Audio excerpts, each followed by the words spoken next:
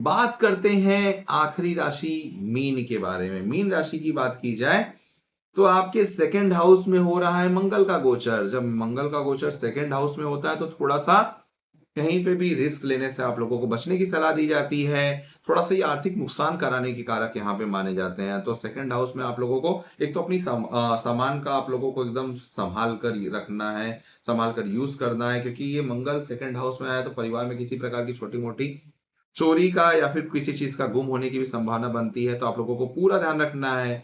Video में मैं आप लोगों को प्रेडिक्शन बता दे रहा हूं, तो अब पूरे महीना खत्म होने के बाद अगली बार ये कमेंट मत करिएगा कि आपने बताया था फिर भी हमने लापरवाही की, हमारी चीज चोरी हो गई, गुम हो गई। कार्यस्थल पे थोड़ा सा आप लोगों को यहाँ पे चुनौतियों का सामना करना पड़ सकता है, स्ट्रगल फेस करना पड़ सकता है। तो आप लोगों को अपने वर्क प्लेस पे एक अच्छा रिलेशन बनाकर लेकर चलना है। बहुत ज्यादा किसी के साथ बहस नहीं करनी है। वाणी पे पूर्ण विराम देना है। वाणी पूर्ण विराम मतलब कि जब सेकंड हाउस में ना, सेकंड हाउस वाणी का होता है और मंगल वहां पे बैठ जाए। मंगल क्या है ना, एग्रेशन के कारक है। तो छोटी छोटी बातों पे हम कुछ बड़ा बोल जाते हैं, सामने वाले को बुरा लग जाता है। तो यह गोचर तो निकल जाएगा लेकिन सामने वाला कभी नहीं भूलेगा। तो इसलिए आप लोगों को अपने वाणी पे पूरा ध्यान रखना है। साथ में किसी से अगर आप शत्रुता करने से बचना है। कोई ऑलरेडी अगर आपके शत्रु हैं तो उनसे बचकर रहिए, थोड़ा सा उनसे दूर रहिए।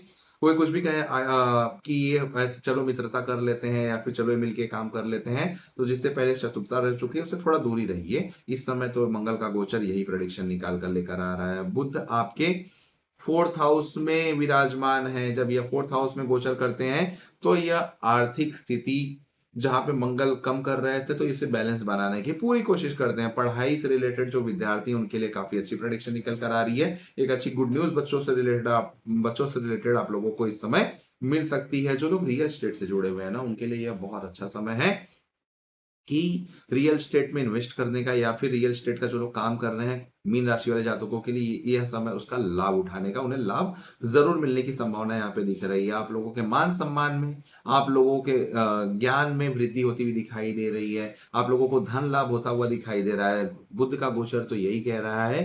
तो बुध के गोचर का आप लोग पूर्ण लाभ लीजिएगा। साथ साथ में सूर्य का गोचर आपके फोर्थ हाउस में हो रखा है। तो थोड़ा सा आप लोगों को बुखार के लिए क्या है, आप लोगों को ठंडा खाने से बचना है, अपने खान पान पे नियंत्रण रखना है। तो बुखार से आप लोग बच के रहेंगे तो ही अच्छा है। इसके साथ साथ थोड़ा सा मेंटली प्रेशर, जैसे मंगल सेकंड हाउस में आ रहा है ना, तो किसी को कुछ बोल दिए फिर बाद में पछतावा हो रहा है, तो मेंटली प्रेशर से आप लोगों को बचना है। परिवार में कोई नई जिम्मेदारी, कोई नई रिस्पॉन्सिबिलिटी आप लोगों को मिल सकती है। सूर्य जब फोर्थ हाउस में होते हैं, थोड़ा सा अनावश्यक यात्रा करने से भी बचें।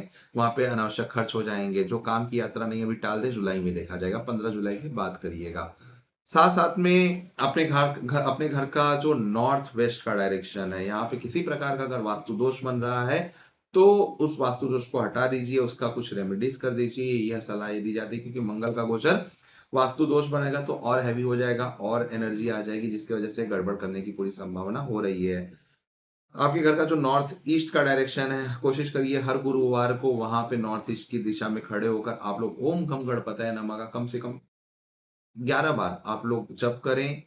और साथ में आप लोग श्री राम भगवान को भी मन में इस तरीके से श्री राम भगवान के नाम से उनके मंत्र का जप करके आप लोग, या फिर श्री राम भी 11 बार कह रहे हैं तो नॉर्थ ईस्ट में खड़े होकर आप लोग कह सकते हैं। यह समय जो है आप लोगों का काफी अच्छा बीतने के लिए हेल्प करेगा। शुक्र का गोचर यहाँ पे आपके फिफ्थ हाउस में हो रहा है। तो यहाँ पे अचानक से बच्चों में कोई सडन गेन्स आप लोगों को देखने को मिल सकता है। पंचम भाव में शुक्र का गोचर गुरु के साथ है तो मुझे कहने की जरूरत नहीं है, बच्चों से रिलेटेड कोई गुड न्यूज आपके जीवन में आ सकती है। परिवार में नए सदस्य की बढ़ोतरी होने की संभावना भी यहाँ पे दिख रही है। अगर ऐसा है तो मुझे कमेंट जरूर करिएगा। एटलीस्ट मुझे ये तो लगेगा, खुशी होगी कि हाँ मैंने प्रेडिक्शन दिया और आपके घर में परिवार में बढ़ोतरी हो रही है। क्योंकि शुक्र का गोचर मतलब परिवार में बच्चों से रिलेटेड कोई ना कोई गुड न्यूज होने की संभावना होती है। एजुकेशन से रिलेटेड आपके जीवन में कोई अच्छे योग बनते हुए दिखाई दे रहे हैं। कोई पोस्ट ग्रेजुएशन करना चाहता है, एमबीए करना चाहता है, तो सही समय है 2 जून के बाद आप लोग जरूर करिए। आप लोगों का एमबीए या फिर पोस्ट ग्रेजुएशन बहुत आसानी से बहुत अच्छे से क्लियर हो जाएगा। पढ़ाई में मन भी लगेगा। एक चीज ध्यान रखिएगा, आपकी दशा कौन सी चल रही है वो कमेंट करिएगा। आपके घर का जो ईस्ट डायरेक्शन है या फिर ईस्टर्न वॉल है, वहां पे क्या है। अगर आप मेरी बातों से रिलेट नहीं कर रहे हैं तो मुझे कमेंट करिएगा कि आपके घर के ईस्ट डायरेक्शन में क्या है। पता चला वहां पे वॉशरूम है और ये शुक्र का गोचर काम ही नहीं कर रहा है, तो उसके लिए मैं अलग से रेमेडी आप लोगों को बताऊंगा। अगर राहु की दशा चल रही है तो गोचर काम नहीं कर रहा है, फिर भी मैं आप लोगों के लिए रेमेडी बताऊंगा। लेकिन गुरु और शुक्र का जो गोचर है ना आपके लिए, मीन राशि वाले जातकों के लिए, यह इस समय काफी शुभ साबित हो रहा है। गुरु आपके मान सम्मान को बढ़ा रहे हैं, आपके लाभ को, आपके गेन्स को बढ़ा रहे हैं। शुक्र देव आपके 8th हाउस लॉर्ड होके 5th हाउस में विराजमान, अचानक से कुछ सडन गेन्स दे सकते हैं। 3rd हाउस के लॉर्ड होके 5th हाउस में विराजमान है।